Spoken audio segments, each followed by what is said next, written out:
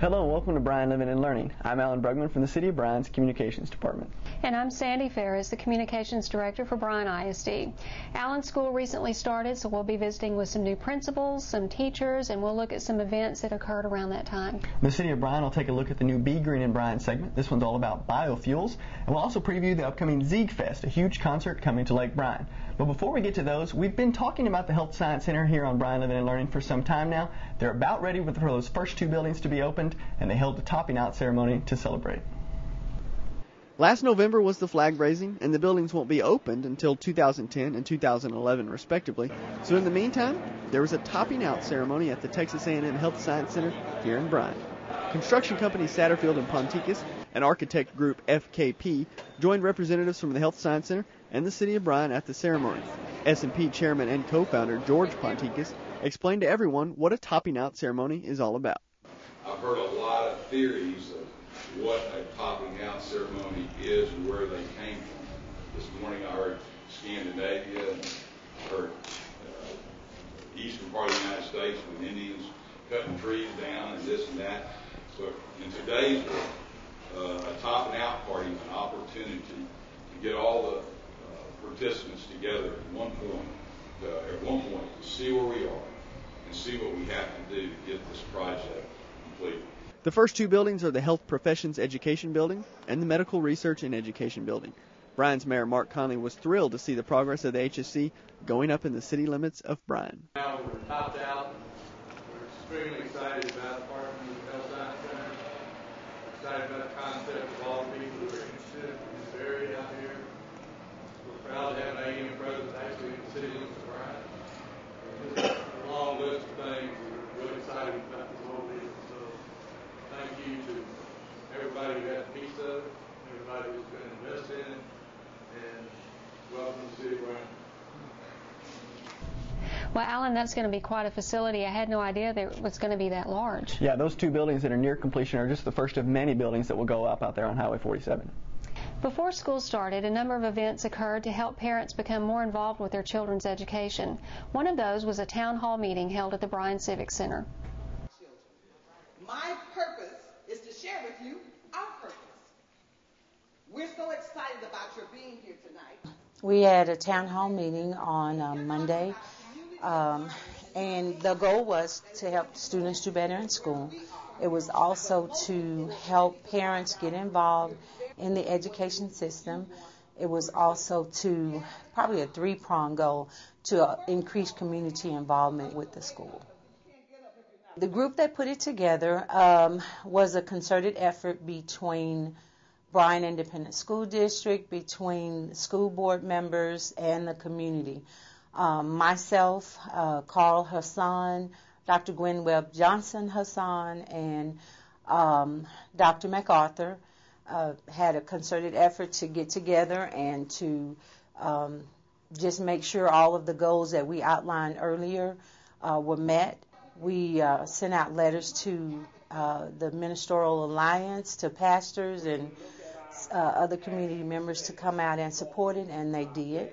The goals that we accomplished that night, or the things that we talked about, was just letting the parents know what is in the school district, letting the parents know that Mr. Cargill is committed to working with the parents, working within the education system.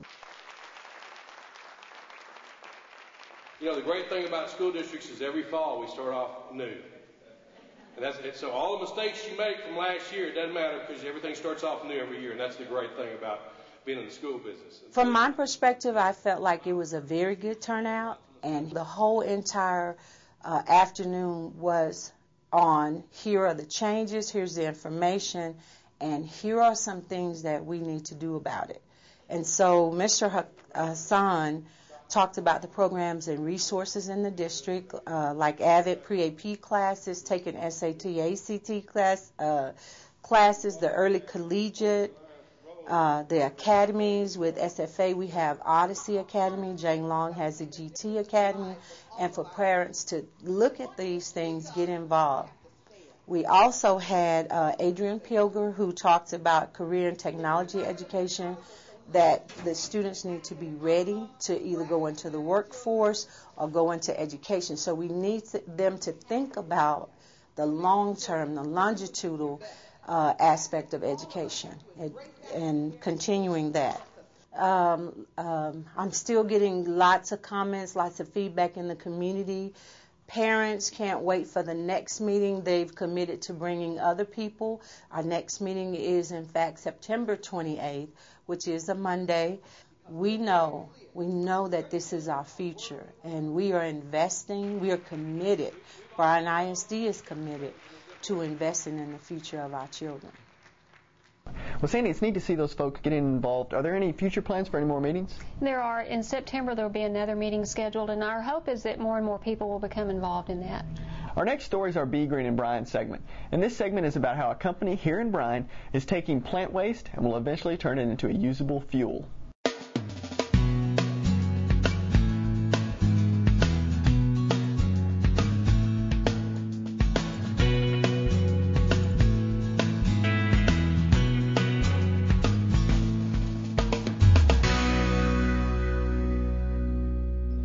It sounds quirky, but this giant white building in Bryan's Business Park off 2818 was constructed with a cow in mind. It's not supposed to look like a cow. Instead, it's supposed to act like one, specifically a cow's stomach. The building is the centerpiece to Terrebonne's biofuel research facility, started in part by Texas A&M chemical engineering professor Mark Holzapfel. What we're doing is taking sorghum, which is a fast-growing crop that grows in Texas and all over the country, and we're literally converting it into gasoline. The process is complex, and that's where the cow's stomach comes in. We're basically modeling it after the rumen of a cow. A cow eats grass, typically, and the grass is dirty, and in the dirt are microorganisms that will digest the biomass and make organic acids, particularly vinegar. And the vinegar is actually absorbed into the cow, and a cow is a vinegar-powered creature. We couldn't take our cameras inside the cow's stomach, but there are cameras on site that give a round-the-clock look inside. Plant supervisors can monitor temperatures and other details about the product while in an office. As it is now, Terrebonne's Bryan facility doesn't actually produce usable gasoline. Instead, it converts the plant mass into organic acids. But from there, those acids can be processed into gasoline. And the plant in Bryan does process enough material to eventually produce a few hundred gallons a day. At the moment, this is somewhat of a research facility. We're still on the learning curve. The first commercial facility is scheduled to go into Port Arthur, Texas, and the construction is supposed to start next year. That plant is going to use municipal solid waste and produce gasoline from that. And that Port Arthur facility, well, they'll turn out 3,000 to 4,000 gallons of gasoline each and every day. Holzapfel will be the first to tell you that it's taken a lot of people and a lot of time to get Terrebonne where they are now. What we're seeing here is the result of literally hundreds of person years. There have been about 25 master's students and about 25 PhDs that have worked on this over about 18 years. And about $10 million has been raised in the private sector to make this happen. So this is capitalism at its best, people investing in technology for the long haul, sticking with it, and we're on the steady path to success. Holzapfel's been working with the concept of producing a biofuel since the late 70s and is excited that such a green form of energy has come this far. We're using biological materials to get our energy, and when you burn them, although you do release carbon dioxide into the atmosphere, plants fix that carbon dioxide and turn it back into biomass. So that's a carbon neutral way of providing fuels. There's a lot of concern among some people about global warming, and so using biologically based fuels is a practical way to address global warming. For more information on Terrebonne, go to their website at terrebonne.com. That's TERRABON.com. Well, Alan, I had no idea that type of research was taking place in Bryan. Yeah, I don't think a lot of people do. It's really neat for us to be able to go out there and see the kind of work that they're doing. Almost 2,000 employees gathered in Convocation recently, a district event designed to kick off the school year. Twice a year, all the teachers and staff in Bryan ISD meet together in one place. These occasions come at the beginning and at the end of the school year. The annual Convocation kicks off the school year, and this year, as teachers and faculty from each campus gathered with custom T-shirts and banners, a pep rally atmosphere filled Central Baptist Church.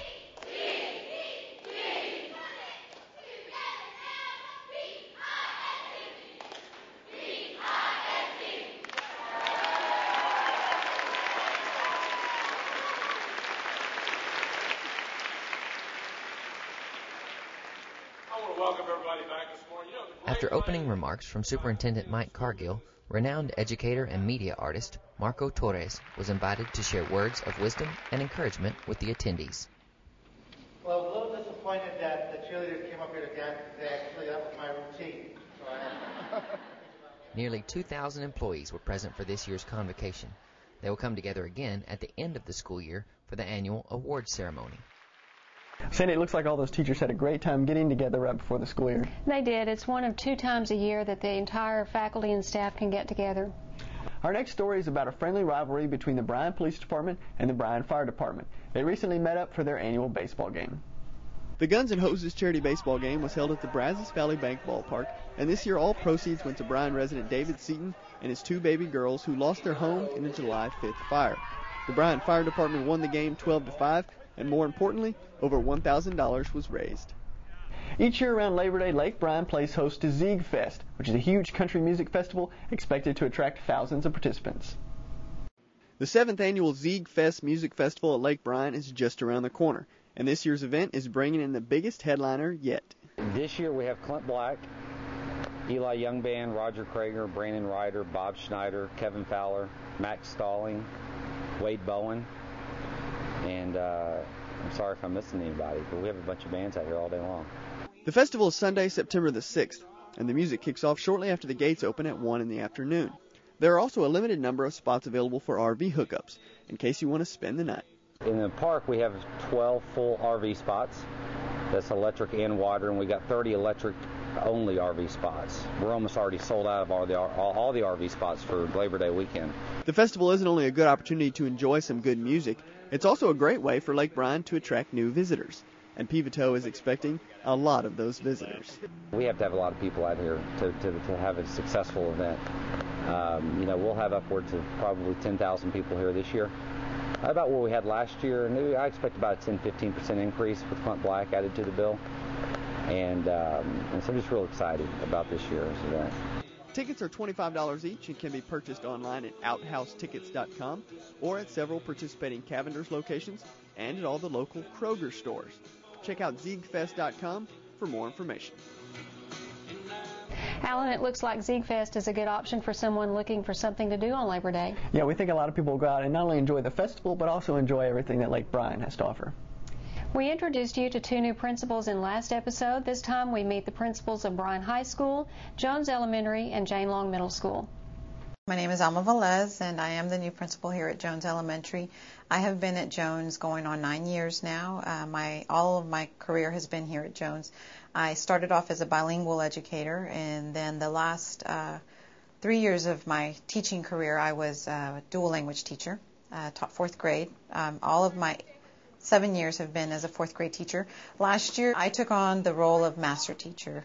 Through my year as master teacher, I also interned under Miss Mosqueda, our previous principal, and I did become certified to be a principal in December. And so graduated with my master's, but did not foresee this coming this early. But we are pushing along, and since I do have experience with this demographic, with the community, everybody is very familiar with who I am. It was very pleasant. Meet the Teacher Night. A lot of parents were here greeting me and very excited, congratulating me in this new role. So I'm hoping that I can be that bridge into the community so that I can recruit more parents to be involved in the schools, to be involved in our PTO board, and just get more input from them this year. So that's going to be a major initiative for me this year, is to recruit from our community into our schools, as well as to try to get us to recognized and beyond. We are an acceptable campus currently, and as I told my leadership staff this year when I joined, is that it's not acceptable to be acceptable anymore. And so that's our new mission, is to, we are committed to the challenge, to bringing our students to recognized and beyond. We also have a new kinder wing, and it is beautiful. Parents are very excited about that. I have a lot of parents of our students that actually attended school here, not only as a junior high campus when it was a junior high campus, but also as a 3rd through 5th campus when we were a visual and performing arts school. And so they were very excited to see their children in that new wing with the classrooms looking so incredibly different. And so that's been a really positive thing for parents to come in. We also, the Hilton actually adopted our campus. They will be working with us through this year. And so they donated the mural that is in our entryway, and it extends into the cafeteria. So children and parents have been very excited about the new look. And so it, just lots of new things. Not only myself being new to the role, but I have lots of new teachers on my campus as well that are trying to familiarize themselves with the students and with the community. So it's been a great start. It really has. It's just been very busy. As Alma and her crew get settled at Anson Jones, Lindsay Harris is getting used to her new role as the principal of Jane Long Middle School. This is my first year as principal at Jane Long. I have been at Jane Long for 9 years now. I started here as a Spanish teacher, teaching Spanish to 7th and 8th graders. And I did that for several years and then moved into an assistant principal role and did that for 2 years. And then I was the dean of instruction for the last 3 years. And so when Mrs. Warner was moved to the high school, I was given the privilege of becoming the new principal at Jane Long. So it's pretty exciting. It's a big year of change for us, just with my position changing, but also the building has changed a lot. We had to move out for the summer and have been in the building now for 5 days, which is exciting. So we had some really big construction changes to the campus. We had the glass wall added and some structural changes to the gyms to allow for more seating, new floors, paint. It really looks like a new building, and so that's been really exciting. It's added a whole new layer to starting back to school as we're getting used to the new building. But it was really fun yesterday and today getting to see our 7th and 8th graders get to see the building and the changes, and they're talking about their favorite parts to those changes. And as our visitors are coming in and seeing the new reception area, that's been something special to it. The school definitely looks different and feels different, and so it's been fun to be a part of that. Everything about the school changes the minute students come in the building. And with all the craziness that is with having to leave the building for the summer and come back, and the rush to get moved in and, really what amounted to 4 days, it's worth it to see the kids come in. And, the students at Jane Long deserve the very best. And part of what they deserve is a really great building. And so it's been exciting to get to see and greet them as their principal as they're getting to know and become familiar with this building that looks really different. And, it's a great place to learn. And so we really feel like we're offering that to students. And I'm just beyond honored and humbled to be able to be a part of that. Mrs. Harris is filling the position vacated by Diana Werner. Mrs. Werner is now serving as the principal of Bryan High School. Coming over from middle school has been exciting. I've brought with me a lot of relationships with kiddos, and so those students, I think have been, some of them have been excited to see me. I think some of them have been concerned about that, but it's been fun because it actually extends that relationship. And those students know that their success is important to me. So that's been exciting for all of us. Coming into Bryan High, one of the things that I've set some goals for myself, and one goal is to improve the communication. Not that it was bad, but just when you have a school with 25, actually we're up to 2,600 students today. And 325 staff members, communication is going to be extremely important in order for us to be successful. Everybody needs to know what the expectations are, what the goals are, and everyone needs to be on board for that. We are the size of a small community, a small town. And so when you think about a small town and the numbers of people with all different personalities, they come from all different walks of life. There's a lot of diversity, and we have to be able to communicate with each other. We have to be able to get along with each other, and also, like I said, move forward towards a common goal. Bryan High was 8 students away from being recognized as in the state of Texas, and we made AYP. So there are great things going on here, lots of success, and my goal is to come aboard that ship and help it move to the next level and become exemplary by 2010. Last week we met as a staff, and all of us agreed that moving to an exemplary campus in 2010 is the goal for us. And so with the staff believing that and our students believing that, I believe that we'll become very successful. Well, Sandy, that was part 2 of a little series y'all did on the new principals. I know we met the first 2 last episode. That's right. And if anybody missed that and wants to catch up, they can go online to either of our websites and look at episode 27 and meet them. Sue Haswell Park in Bryan was the location for the Concerned Black Men's Back to School event, where they help area youngsters get ready for school. Bryan's Sue Haswell Memorial Park was filled with kids and their parents for the 6th annual Back to School party presented by the Concerned Black Men of the Brazos Valley. Once again this year, everything was completely free during the huge get-together, as students received some help to get ready for school. Just as in years past, there were info tents and inflatables for the kids to play on. Eventually, the kids and their parents crowded under the pavilion at the park, where later they received a free lunch and free school supplies. Well, that looked like a really well-attended event. We're so appreciative of the community who continues to come out and support our children that way. Yeah, I think the event keeps growing and growing. I know the city of Bryan is really proud to host it. The school year kicked off August 24th with teachers welcoming students to the start of the 2009-2010 school year.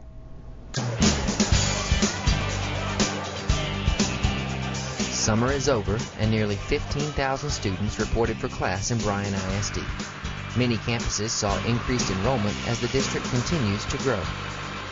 Today was the first day back at school at Ben Milam. We have over 730 kids, so we had a lot of kids. It seemed like they just kept pouring through the doors.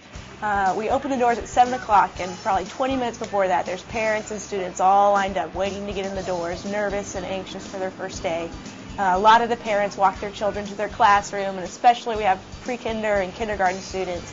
And so the parents are really reluctant to leave them, and some of the little kindergartners are crying because they don't know what to do. But as they, eventually move into their classroom and meet their friends and their teachers, they begin to feel more comfortable about what was ahead. Many students were welcomed into newly remodeled buildings after crews worked throughout the summer renovating several campuses in the district. As always, the new school year gives students a chance to reconnect with teachers and classmates, but it also brings new experiences, new books, new rooms, and for some, new buildings. The day went really well. The 6th graders are confused by the big building, but that's what happens when they leave their elementary settings, and they did fine. They had a good day, lots of questions. We had a practice fire drill. In 6th grade, we have to practice lunch procedures, and then we have the 6th grade assembly at the end of the day where they find out all the information that they don't know yet because they've never been here before. So it just takes a little bit longer, but generally the same schedule, the same room to room, so that helps them. So tomorrow they'll know where they're going.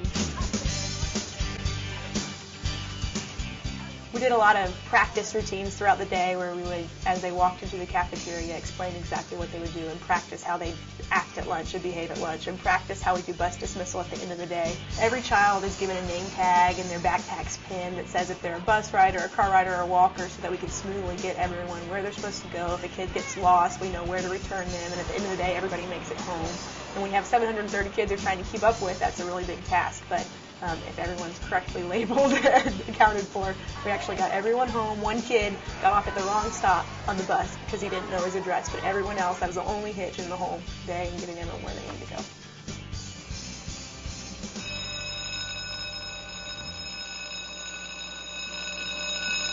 Well, Sandy, it looks like another smooth start to the school year. Where are the enrollment numbers this year? We're averaging a little under 15,000 students every day, which puts us just about in line with what we've projected as far as growth in the district. Our last story is about a problem that's been facing our 911 call center. Many folks have been calling in with problems other than actual emergencies.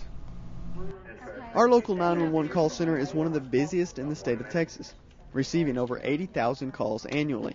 Because of that, it's important that the dispatchers only receive actual emergency calls, something that hasn't been happening lately. We have individuals calling up using the 911 emergency number to relay information or to make requests of the department. The NET team is designed to take those types of calls for service. If you're not sure who your NET officer is, go to their website at bryantx.gov/NET.